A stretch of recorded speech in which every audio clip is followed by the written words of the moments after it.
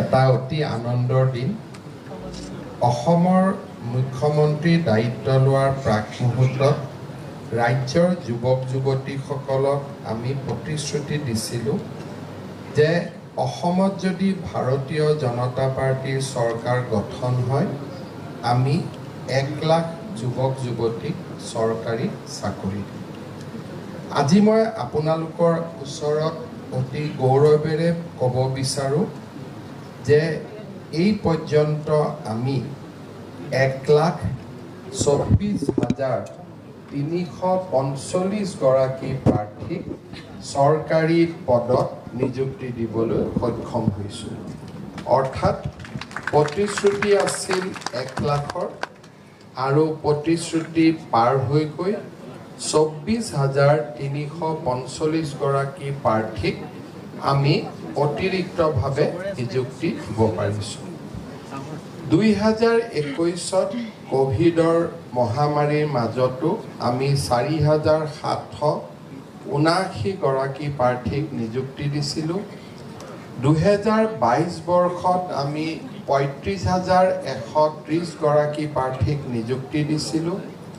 2023 বৰ্ষত আমি 55,593 গৰাকী প্ৰাৰ্থীক নিযুক্তি দিছিলোঁ আৰু 2024 বৰ্ষত আমি 28,843 গৰাকী প্ৰাৰ্থীক নিযুক্তি দিবলৈ সক্ষম হৈছোঁ। আজিৰ এই দিনটোত আমি অসম চৰকাৰৰ জনস্বাস্থ্য কাৰিকৰী বিভাগত 81 গৰাকী, গৃহ আৰু নগৰ পৰিক্ৰমা বিভাগত 201 গৰাকী আৰু আমাৰ ফৰেনচিক বিজ্ঞান সঞ্চালকালয়ত আমি 18 গৰাকী জ্যেষ্ঠ আৰু কনিষ্ঠ বৈজ্ঞানিকক নিযুক্তি দিবৰ বাবে ইয়াত সমবেত হৈছোঁ। জনস্বাস্থ্য কাৰিকৰী বিভাগত চিভিল, মেকানিকেল, ইলেক্ট্ৰিকেল আৰু কেমিকেল ইঞ্জিনিয়াৰ হিচাপে বিভাগত পাছ কৰা 81 গৰাকী সহকাৰী অভিযন্তাক নিযুক্তি দিয়া হৈছে। আমি সকলোৱে জানো যে এসময়ত অসমৰ অভিযান্ত্ৰিক মহাবিদ্যালয়বিলাকত এটা হতাশাৰ পৰিৱেশ বিৰাজ কৰিছিল। চাকৰি নাছিলে। বহুগৰাকী অভিযন্তা পৰীক্ষাত পাছ কৰি অসমৰ বাহিৰত বিভিন্ন কোম্পানীত নিযুক্তি ল'বলৈ তেওঁলোক যাবলগীয়া হৈছিল। কিন্তু যোৱা 3টা বছৰত অসমত আটাইতকৈ যদি বেছি নিযুক্তি হৈছে চিকিৎসক আৰু অভিযন্তা। লোক নিৰ্মাণ বিভাগ, PHC department, rural development department, সকলো ডিপাৰ্টমেণ্টতে আমি ইঞ্জিনিয়াৰ নিযুক্তি দিবৰ বাবে সক্ষম হৈছোঁ আৰু ইয়াৰ মূলতে হৈছে অসম চৰকাৰৰ মূলধনী ব্যয়। অৰ্থাৎ অসম চৰকাৰে যিমানেই ইনফ্ৰাষ্ট্ৰাকচাৰ বনাইছে সিমানে আমাক অভিযন্তাৰ প্ৰয়োজন হৈছে। অলপ আগতে PHC ডিপাৰ্টমেণ্টৰ সচিব আৰু মন্ত্ৰী ডাঙৰীয়াই অসমত গাঁও অঞ্চলত আমি বনাই থকা মেচিভ ৱাটাৰ ছাপ্লাই ইনফ্ৰাষ্ট্ৰাকচাৰৰ বিষয়ে আপোনালোকক উল্লেখ কৰিছে।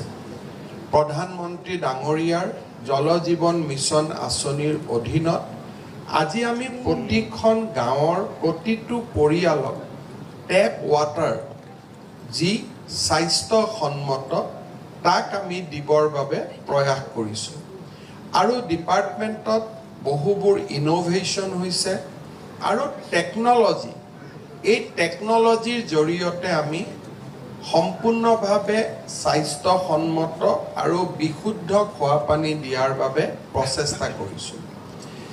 এতিয়া চৰকাৰৰ ব্যৱস্থা সফল হৈছে নাই হোৱা তাক আমি কেনেকৈ চাব পাৰোঁ।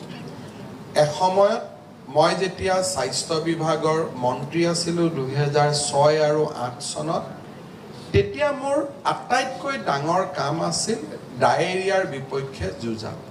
বানপানীৰ পিছত আমি সদায় চেষ্টা কৰিছিলোঁ যাতে ৱাটাৰ ৰিলেটেড ডিজিজৰ আউটব্ৰেক নহয় আৰু আমাৰ অসমত চাহ বাগিচা অঞ্চলসমূহত, গাঁও অঞ্চলসমূহত ৱাটাৰবৰ্ন ডিজিজ আটাইতকৈ ডাঙৰ ডিজিজ বাৰ্ডেন আছিল কিন্তু আজি আমি বানপানীৰ পিছতো অসমৰ কোনো জাগাতে ৱাটাৰবৰ্ন ডিজিজৰ আমি সংকেত নাপাওঁ আৰু কৰবাত যদি ৱাটাৰবৰ্ন ডিজিজ থাকেও তাক আমি সেই গাঁওখনতে সীমাবদ্ধ কৰিব পাৰিছোঁ কলেৰাৰ দৰে বেমাৰ এক প্ৰকাৰ নোহোৱা হৈছে ইয়াৰ মূল কাৰণটো হৈছে যে যিমানে আমি মানুহক বিশুদ্ধ খোৱা পানী দিব পাৰোঁ সিমানে হেল্থ ইনফ্ৰাষ্ট্ৰাকচাৰৰ ওপৰত প্ৰেছাৰ কমি যায় অৰ্থাৎ অভিযন্তাসকলে